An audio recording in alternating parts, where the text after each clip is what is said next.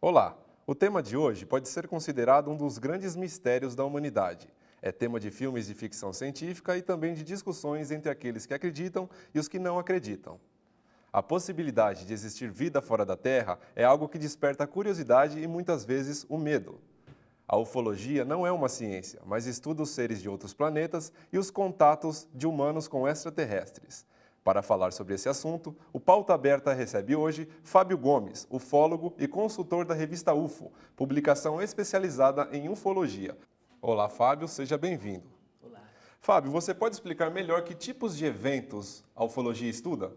A ufologia estuda a presença de naves que não podem ser explicadas de forma humana, né, fabricadas pelo homem ou de origem natural, ou a eventual presença de seres que não são humanos, né, e que aparecem para pessoas que relatam tanto avistamentos quanto contatos com esses seres. Esse é o foco de estudo da ufologia, estudar a presença de naves, pretensas naves ou sondas alienígenas e a presença de seres, eventuais seres que nos visitem. Tá, a ufologia ela não é uma ciência. Que tipo de assunto estuda a ufologia? Que tipo de ciência aqui no Brasil estuda a ufologia? Que seja mais próximo. Não só no Brasil como no mundo inteiro, a ufologia tem vocação interdisciplinar. Tanto as ciências exatas, a física, a química, a biologia, quanto as humanas, sociologia, história, geografia, são ciências que podem ser inseridas no estudo ufológico. A ufologia não é uma ciência porque ela não tem uma prova intrínseca da presença de seres alienígenas na Terra. Mas há tantas evidências da presença, baseadas em relatos, em fotos, que infelizmente não são aceitas pela ciência, que você precisa caminhar, né, com essas evidências para um dia tentar provar de uma forma científica. E como que a ufologia é vista aqui no Brasil para você? Depende muito do ambiente que você está, né? Na academia, nas universidades, está começando a ter uma abertura maior, já tem eventos, teve um evento na USP o mês passado sobre ufologia, acadêmicos que estudam o fenômeno ufológico, de um ponto de vista das ciências humanas ou da astrobiologia, mas ainda no meio acadêmico há muita resistência, mesmo esses pesquisadores ainda têm resistência dentro do meio. Quando a gente fala da mídia, eu costumo dizer que a mídia de cidades pequenas, aquele jornalzinho da cidade, aquela emissora de rádio do interior, levam mais a sério o fenômeno ufológico. Mesmo porque vira e mexe tem pessoas da cidade, tidas de confiança, que relatam casos de avistamentos, né, de discos voadores. Agora, a grande mídia, né, os grandes jornais, emissoras de televisão, já são mais para o lado mambembe da coisa, né? A coisa séria não é levada a sério e a coisa circense é levada mais a sério, infelizmente. Para se especializar nessa área, existe um estudo específico? Como que eu faço se eu quiser ser um ufólogo, por exemplo? Não tem uma universidade, né? Não tem um estudo formal, nem tem cursos que sejam reconhecidos como tal. O que se pode fazer é estudar por conta própria, mas sempre buscando as maiores referências no país ou no mundo, né? No caso, tem a equipe UFO, a equipe da revista UFO, o site ufo.com.br, que é um site bastante seguro para referências sérias da ufologia. Tá, você citou que como a imprensa aborda esse tipo de assunto. Eu queria saber para você como é que você acha que a imprensa aborda esse assunto, se é banalizado, se eles contam por forma de piada ou se não. A imprensa se baseia muito, principalmente as TVs abertas, se baseiam muito no Ibope, se baseiam muito na audiência. E a audiência não significa necessariamente que você tenha qualidade, né? Eu tenho imensos debates sobre isso em vários programas, inclusive da TV Cultura, né, que falam muito sobre isso. Só para citar um exemplo, teve um programa que o Roberto Cabrini fez no SBT, Conexão Repórter, e o Roberto Cabrini é um jornalista muito sério, né, com várias matérias investigativas de peso na história do país, né? E ele fez um programa sobre ufologia, em que na primeira parte ele abordava com o Gevaer, que é o editor da revista UFO, com o brigadeiro José Carlos Pereira, que foi presidente da Infraero e foi militar de alta patente, né, para falar sobre liberação de documentos que a aeronáutica está fazendo sobre avistamentos de discos voadores, de OVNIs, né? Isso foi a maior parte do programa. Depois o programa abordou o ET Bilu, lá do Urandir, né, que não é um aspecto sério da ufologia. O que gerou repercussão foi o ET Bilu. Então, assim, vai muito da audiência e as pessoas, infelizmente, vão para a audiência quando a coisa é mais mambembe mesmo. Esses programas, a maioria deles sensacionalistas, que gostam de audiência, como você falou, eles dão muita ênfase nessas situações como o ET Bilu. O sensacionalismo, ele estraga a ufologia?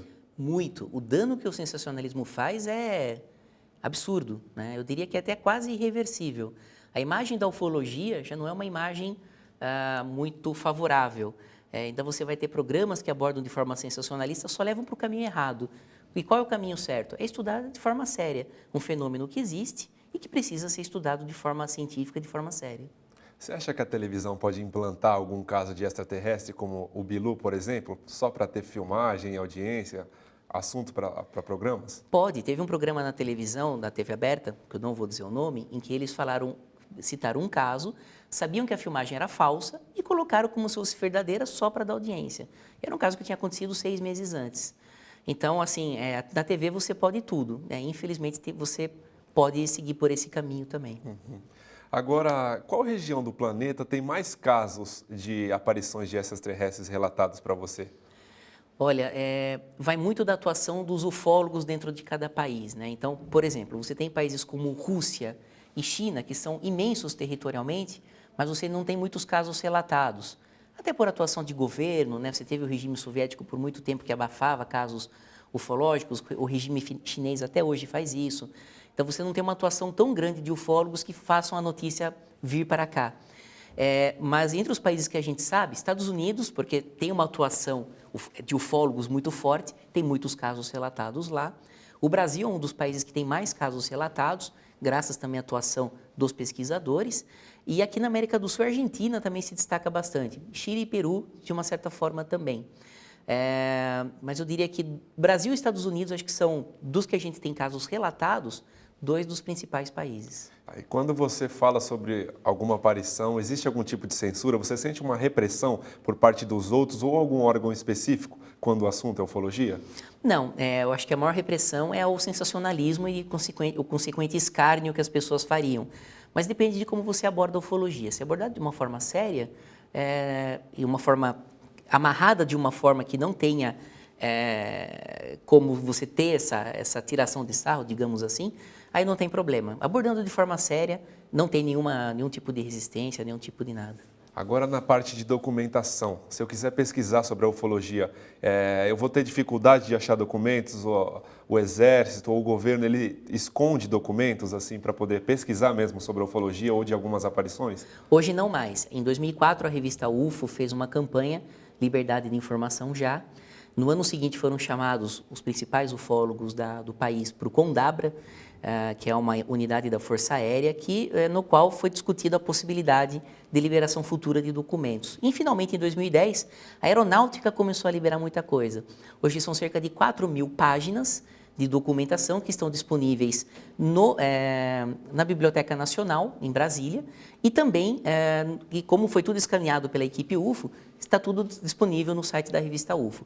Exército e Marinha ainda não liberaram nada, mas a gente espera que, com o tempo, teve uma outra reunião da CBU, Comissão Brasileira de Ufólogos, com o alto comando das Forças Armadas há 2 meses, em que eles prometeram passar mais documentação agora da Marinha e do Exército. E esses registros, eles estavam parados em algum órgão? Eles estão começando a vir a público agora? Os da Aeronáutica saíram da naftalina, né? Agora estão disponíveis para a gente consultar. Os da Marinha e da Aeronáutica ainda precisam ser liberados. Agora, tem alguns casos específicos que os ufólogos demandam por informações que eles não liberam com a justificativa de ser em nome da segurança nacional. Mas uma boa parte já foi liberada. E tem algum registro com foto, alguma coisa que comprove esses casos? Teve um caso ocorrido no Pará, em 1977, chamado Operação Prato. Os ribeirinhos de Colares, no Pará, estavam relatando muitos casos de um fenômeno que eles chamaram de chupa-chupa, que era uma luz que vinha e atirava um raio neles como se estivesse chupando o sangue deles. Né? As pessoas se sentiam fracas, tinham a sensação que o sangue estava se esvaindo do corpo. Então, foi uma guarnição da Aeronáutica para lá, o coronel Irangê Holanda comandou essa equipe, e eles conseguiram tirar 500 fotos e filmar mais ou menos 18 horas de presença de naves. Inclusive, eles faziam, com o tempo, as naves começaram a ficar muito próximas deles. A operação encerrou quando um ser alienígena apareceu na frente do coronel, segundo o próprio coronel, o Irangê Holanda. Então, esse foi um caso muito importante que ainda não foram liberadas as fotos e os vídeos, mas que nessa última reunião do alto comando das Forças Armadas com os ufólogos da Comissão Brasileira de Ufólogos, eles prometeram no futuro passar essas fotos e esses vídeos. Fábio, existe algum caso relacionado com morte ou alguém que tenha ficado doente, que presenciou algum fato ou que relatou que teve a presença de um extraterrestre próximo dele? Existe, mas é a exceção, não é regra.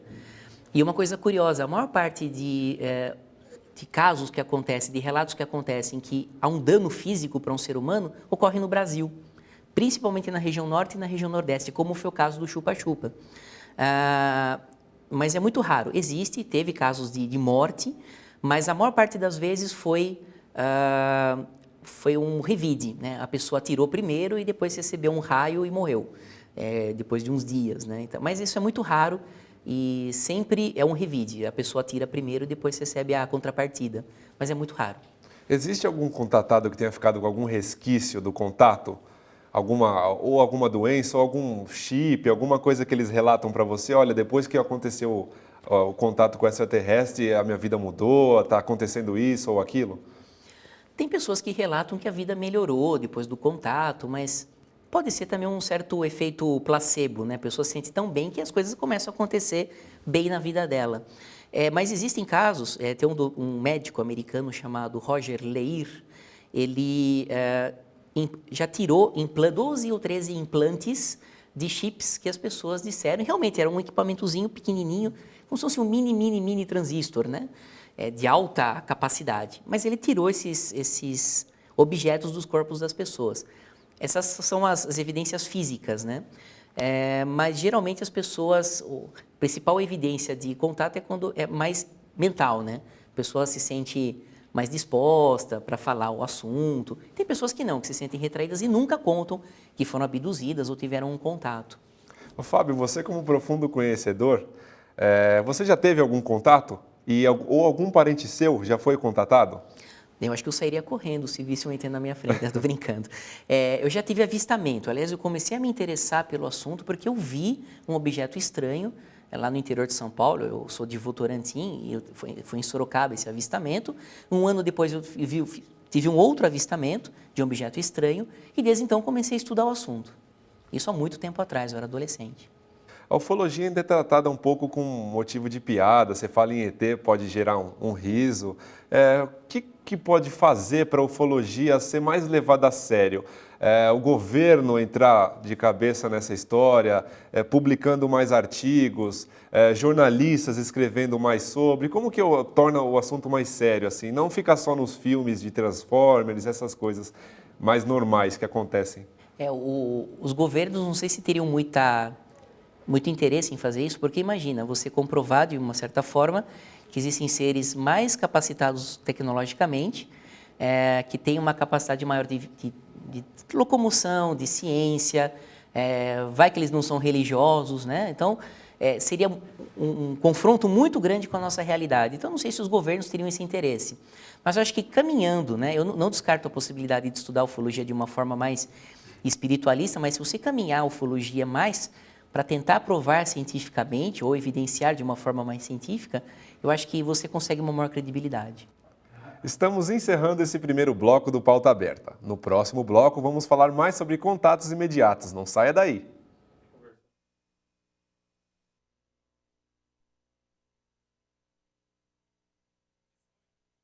Estamos de volta com o Pauta Aberta. Hoje o programa fala sobre a ufologia com Fábio Gomes, ufólogo, consultor da revista UFO. Fábio, nós temos uma imagem meio hollywoodiana dos seres de outro planeta. É aquela imagem que os filmes mostram, é a mais próxima da realidade? Bom, os filmes mostram diversas formas, né? Se você for ver Men in Black, né, do Will Smith, tem uma variedade de formas, né? Mas é importante ressaltar que no filme Contatos Imediatos de Terceiro Grau, de 1977, do Steven Spielberg, aparece uma forma de ET que é considerada a Grey, né? São os cinzas, cabeçudos, pequenininhos. Essa forma foi baseada em relatos que as pessoas tiveram nos anos 70. né? O Spielberg consultou o Joseph Allen Hynek, que é um astrônomo que é um dos pioneiros da ufologia científica, ele inclusive aparece no filme, e ele fez essa consultoria para o filme, e esses Greys, né, foram relatados. E uma coisa curiosa é que teve depois um boom de casos de relatos de existência dos Greys, né? Então você vê como às vezes as coisas se retroalimentam, né? O Grey, ele foi baseado na realidade, mas depois a realidade acabou gerando muitos relatos, né? Esse Grey, né, um dos que aparece bastante, mas tem muitos casos em que os seres que aparecem têm a mesma forma do que o ser humano, né? Então é difícil, o alienígena é só de outro planeta, não significa necessariamente que seja muito diferente da gente.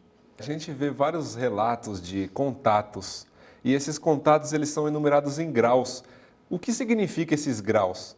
Bom, tem duas classificações, né? Eu vou me basear na do Dr. Hynek, que é a primeira, né? O primeiro grau é quando você avista um objeto longe, né, os avistamentos que as pessoas enxergam um disco voador longe, né? E que não tem nenhuma evidência física, né? Só as pessoas visualizam e o objeto vai embora. O segundo caso é quando há uma evidência física, o objeto pousa no chão, então tem marcas de pouso no solo, né? Então isso tem alguma evidência física, é o segundo grau. E o terceiro é quando você tem um efetivo contato com os tripulantes dessas naves, né? Ou sendo contatado, o contatado é quando, eu costumo dizer que é quando as pessoas combinam o que vai acontecer, as duas partes combinam. Geralmente o ser convida para entrar na nave, você não quer entrar aqui, né? E a pessoa entra, é um contato. E abdução é quando a pessoa é levada à força, quando não há uma combinação do que vai ser feito, né? E o terceiro grau é considerado quando tem algum tipo de contato com esses seres, seja por contato, seja por abdução. E quais as formas mais comuns de contatos que acontecem aqui no Brasil? É muito avistamento, né? Eu fiz uma pesquisa em 2008 com o público internauta, uma amostra representativa da população internauta. Eu trabalho com pesquisa de mercado, então é a minha área, né? E 20% da população internauta nessa pesquisa disse que viu algum tipo de objeto no céu que não de origem humana e nem de origem natural. E casos com seres especificamente são muito mais raros. Mas você tem uma certa incidência de avistamentos mesmo de naves. E tem como identificar se a pessoa está falando verdade, se ela está inventando, se ela tem algum distúrbio psicológico? É exatamente por isso que a ufologia não é aceita pela ciência ainda, né? Você não tem como. Há estudos acadêmicos, como o do psicólogo Leonardo Martins, que defendeu dissertação de mestrado na USP, em que ele examinou a sanidade mental de pessoas que viram discos voadores, que alegam ter visto, alegam ter tido contatos ou abduções, comparando com grupos controle, que não tiveram essas experiências. E a conclusão dele é de que a sanidade mental das pessoas que avistaram ou tiveram contatos com seres é a mesma do restante da população. Então, assim, loucos eles não são, ou todo mundo é louco, né? Loucos eles não são. Então, mas pode haver, em um ou outro caso, invenção para a pessoa aparecer, isso não é descartado. Mas tendemos a pensar que alguns desses casos, e os ufólogos têm uma tarimba para entrevistar e para saber se a pessoa está mentindo ou não, é como um interrogatório policial. Se a pessoa se contradizer no relato é porque tem alguma coisa errada, né? Usando essa técnica dá para saber com certo grau de probabilidade se houve ou não esse tipo de contato. E quais os contatos mais reais que tiveram aqui no Brasil e no exterior que chegaram até você? Casos que são considerados verídicos, né? Teve um nos Estados Unidos com um rapaz chamado Travis Walton. Aconteceu nos anos 70, ele é um lenhador, ele estava lenhando lá, fazendo o trabalho no meio de uma floresta com os amigos, de repente apareceu uma luz e levou ele embora. E os amigos fugiram correndo. Quase foram linchados na cidade deles, acharam que tinham matado ele, porque a pessoa sumiu, né? O Travis sumiu. Passaram por detector de mentira, e todos passaram pelo detector como falando a verdade. E depois de 5 dias ele apareceu, né? E aí ele relatou que foi abduzido por seres alienígenas.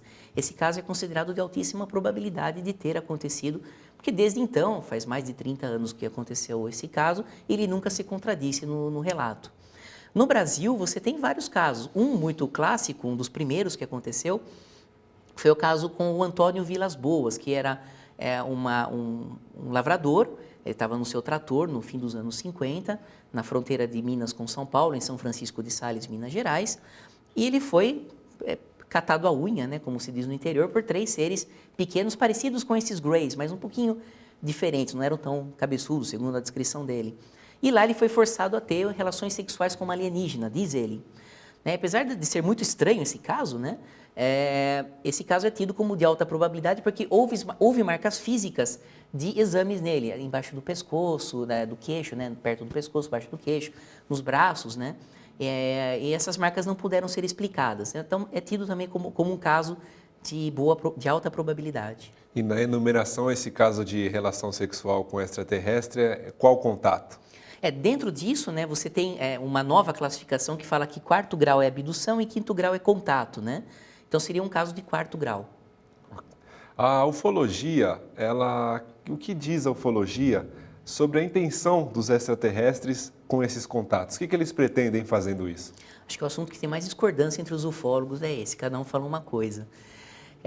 O que eu penso especificamente é que, assim, estamos sendo visitados, esses seres vêm para cá, mas eles são muito discretos e não querem ser identificados, não querem ser relatados. Você vê que é muito difícil você ter uma prova, né? Nunca teve uma prova contundente, né? E estão fazendo algum tipo ou de observação ou de experimento. E como são várias civilizações, presumo, podem ser vários interesses também, né? Mas a gente não sabe exatamente o porquê que eles estão aqui. Agora imagine você tem uma nave que pode se locomover pelo universo, encontra um planeta como o nosso, onde os países adoram sair na porrada, né, tem muita guerra, muita intolerância, né, e você vai querer ter contato com esses seres? Né? Não tem nada a ganhar isso acontecendo. Então, talvez o dia que nós estivermos mais evoluídos do ponto de vista moral, eles possam entrar em contato. Eu pressuponho dessa forma. Até eles estão vendo, né? Exatamente. E quais os locais que eles costumam mais aparecer?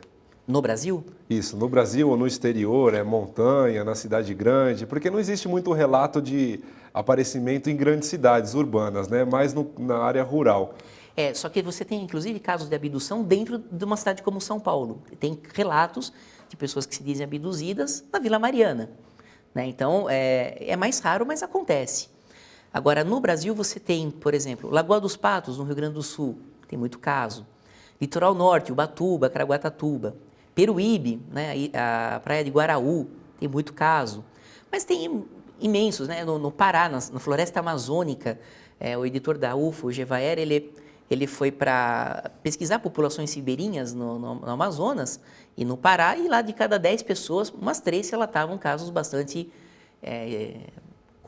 interessantes sobre ufologia. Né? Então, essas regiões remotas, certamente você tem muitos casos, porque como eles não querem ser identificados, é melhor agir em lugares ermos, né? O que não exclui possibilidade de abduções ou de aparecimentos em cidades como São Paulo. Como existem espécies diferentes de extraterrestres, os contatos que eles fazem aqui, eles preferem alguma etnia, sexo, mulher ou homem? Quais os relatos de sexo, etnia que eles mais procuram, que mais chegam até você? É mais mulher, mais homem, criança? Eu fiz um levantamento de 205 casos ocorridos entre 1906 e 1983, ocorridos no mundo inteiro. E nesse caso deu para perceber que o principal perfil, pelo menos as pessoas que relatam, é importante isso. O fato das pessoas relatarem não significa que seja realmente com essas pessoas, mas aparentemente mais com homens que estejam sozinhos, ou dentro da casa ou em estrada, né? Que justamente como se fosse uma arapuca, né? Pegar em lugares ermos, né? Esse é um pouco o padrão, né? Mas talvez os homens relatem mais, tenham menos medo de dizer isso, a gente não sabe. Mas aparentemente é mais com homens, lugares ermos. Agora, local do mundo depende da atuação dos ufólogos, né? Brasil e Estados Unidos tem muito caso para contar. Eu creio que os ufólogos são tratados também como meio que uns psicólogos quando alguém chega para relatar. Quando alguém chega para falar com você, olha, Fábio, eu fui contatado, como que eu devo agir? Como que a pessoa deve agir após esse contato? Ela deve falar, não deve falar? Existem pessoas que saem falando, outras que não gostam de falar. Como que eles chegam até você? Acho que a pessoa tem que fazer o que a mente dela mandar. Se ela achar que não é para contar para ninguém, ela não está preparada para contar, então ela não deve contar para ninguém. Se ela quiser entender o que aconteceu, ela pode procurar um ufólogo para entrar em contato e relatar o caso. É curioso que toda vez que eu palestro ou que eu falo sobre o assunto, tem sempre alguém que me conta um caso. tanto de avistamento e alguns contam até de abdução ou de contato. Isso é mais raro, mas é mais de avistamento. E a gente está sempre aberto para ouvir. E qual foi o caso mais curioso que chegou até você? Ah, teve vários. Dos que eu tive contato, foi de um rapaz que ele ele tem a impressão que ele sonhou, mas que foi muito real esse sonho.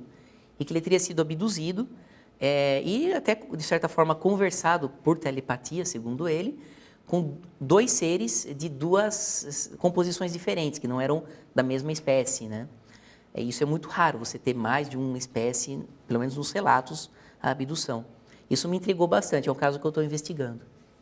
E nas formas de contato, durante a história, houve modificação? De um período para trás, eles se contatavam de um jeito e agora estão se contatando de outro, ou sempre foi a mesma coisa? É uma coisa curiosa, né? Eu vendo esses casos de 1906 a 1983, as abduções começaram a ser mais frequentes a partir dos anos 60, 70. A impressão que eu tive olhando os dados foi que assim, eles convidavam e as pessoas não aceitavam. Então eles devem ter pensado, então a gente vai arrastar eles para a nave de qualquer jeito. E começaram a ter mais abduções. Essa é a impressão que eu tive, mas eu ainda vou analisar mais casos para ter essa certeza ou não. Mas a impressão que eu tive é que mais recentemente você teve mais casos de abdução. Infelizmente, nosso tempo acabou. Quero agradecer a presença de Fábio. Obrigado, Fábio. Obrigado. O Pauta Aberta de hoje falou sobre a quase ciência que estuda a vida fora do planeta Terra, a ufologia. Quem esteve aqui para falar sobre o assunto foi Fábio Gomes, ufólogo e consultor da revista UFO, uma publicação especializada nesse tipo de assunto. Para você que quer acompanhar os programas da TV São Judas, fique ligado aqui no canal Universitário. Para saber mais informações, acesse o site. A TV São Judas também está nas redes sociais. Curta a página no Facebook e siga no Twitter. Até o próximo programa.